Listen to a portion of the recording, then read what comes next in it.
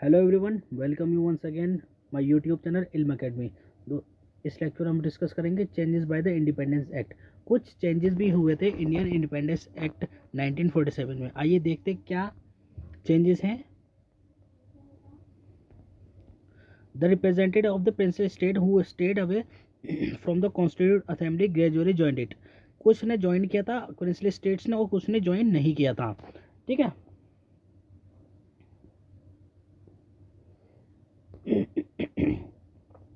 On April 28, 1947, representatives of the six states were part of the assembly after the acceptance of Mountbatten Plan of 3 June 1947.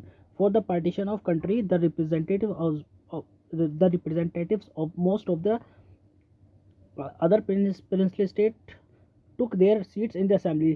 Seat थी assembly में, ठीक है, इनकी seat थी। The members of the Muslim league, ये भी जो है इंडियन डोमिनेंस से क्या थे, असेंबली में थे, इन्होंने भी पार्टिसिपेट किया था, मेंबर थे। ठीक है।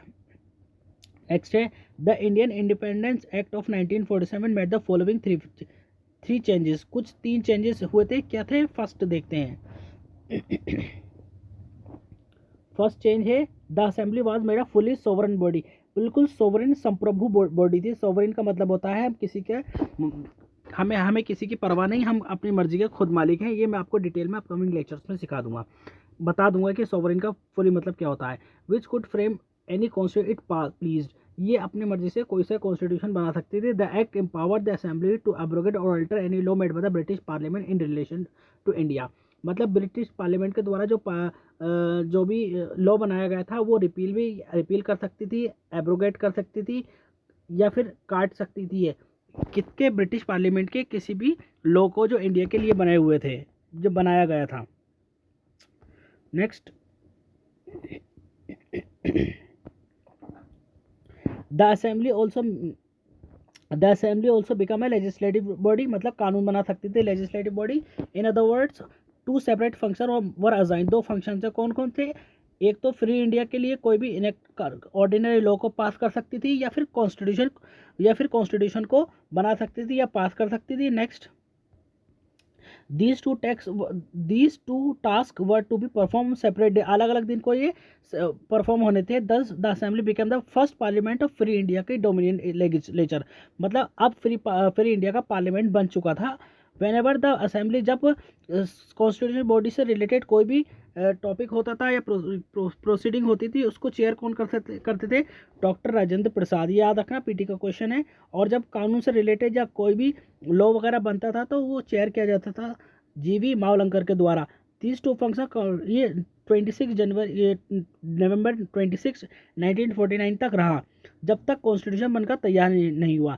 थर्ड था द मुस्लिम लीग मेंबर्स, जो पाकिस्तान से आते थे, पाकिस्तान समेत जो पाकिस्तान से hailing from the areas included in the Pakistan, जो भी पाकिस्तान में भी थे, withdrew from the constitute assembly for India. उन्होंने मतलब वो विथड्रू मतलब निकल गए थे।